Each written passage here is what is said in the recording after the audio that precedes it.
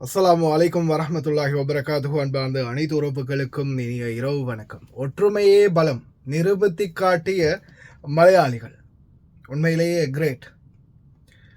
இதில் முதல்ல நான் சொல்ல வேண்டியது, எக்காரணத்தை கொண்டும் எந்த ஒரு சூழல்லையும் நம்ம தெரிந்த நான் நிறைய இடங்களில் கண்ட ஒரு விடயம், இன மத மொழி வேறுபாடு என்று, அதாவது குறிப்பாக நம்மளுடைய இலங்கையில் கூட அந்த தமிழ், அந்த சிங்கள, அந்த கிறிஸ்தவ, அந்த முஸ்லீம் அப்படின்ற மத வேறுபாடுகள் நிறைய பேர்கிட்ட, நிறைய விதமான ஆட்கள்கிட்ட அந்த இன மத வேறுபாடுகளை அவங்களுடைய வார்த்தைகளில் பேச்சுக்களில் நாம் கண்டிருப்போம்.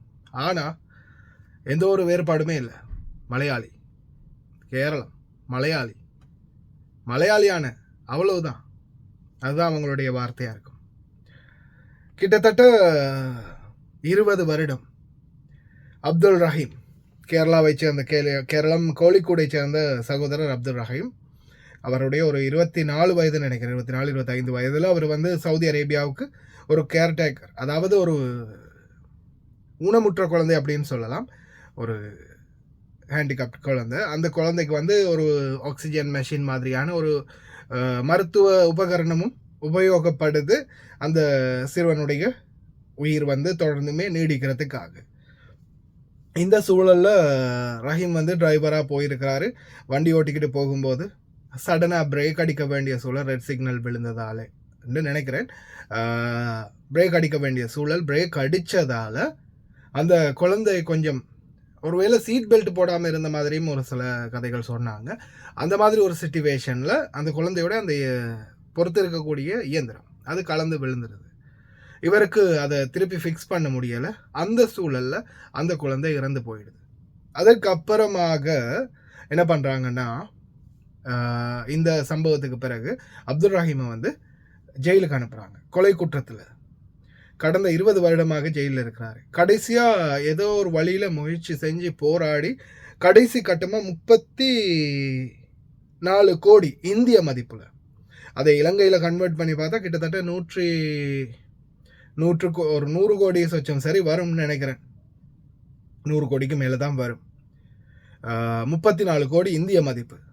இந்த பணத்தை பிளட் மணியாக, அதாவது 15 மில்லியன் சவுதி ரியால்களை வழங்கினால் நாங்கள் இவரை பிளட் மணியாக வழங்கினா விடுறோம் அப்படின்னு அந்த குடும்பமும் சொல்லியிருக்கிறாங்க.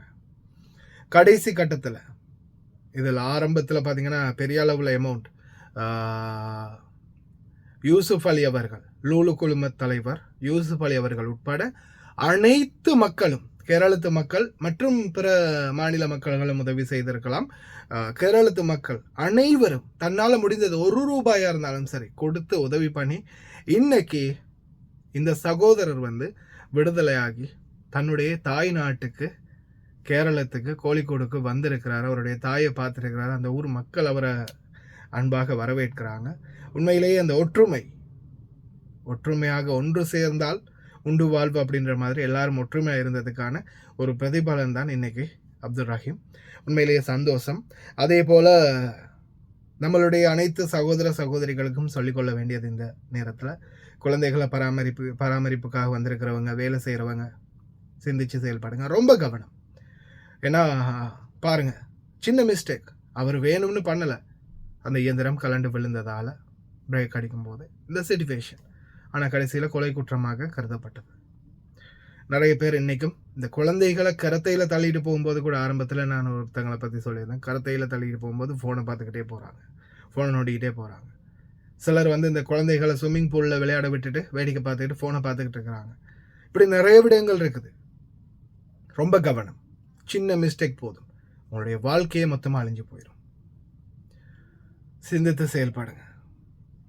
அனைவருக்குமே ரொம்ப நன்றிகள், இந்த சகோதரருக்காக தங்களுடைய உதவிகளையும் முயற்சிகளையும் பண்ணி. வீடியோ காட்சி கடைசியில் அட்டாச் பண்ணுறேன் பாருங்கள்.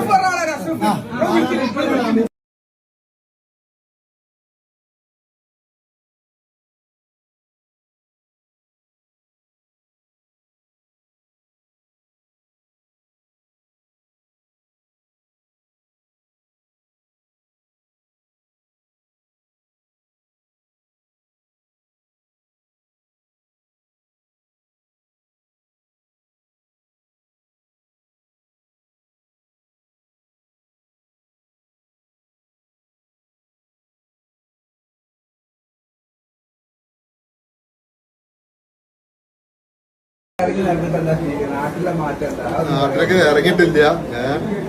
പള്ളിയിൽ പോയി ഒരുപാട് മാറ്റങ്ങൾ മാറിയിട്ടുണ്ട്. സ്വസ്ഥമായിട്ടൊന്നും എല്ലാം സാവകാശം കണ്ട് സെറ്റ് ആവണം. ഒരുപാട് നോക്കി നിന്ന് എന്താണ് പഴയ പോലല്ല, മാറ്റങ്ങളാണ് 20 വർഷം കൊണ്ട് മാറി കിട്ടിയത്. ഇവിടെ എത്തിയതിനു ശേഷം ആളുകളെ അയൽപക്കം ഫ്രണ്ട്സ് ആയാലും ക്യാച്ച് ചെയ്യാൻ പറ്റാത്ത കുറച്ചൊരു ബുദ്ധിമുട്ടുണ്ട്.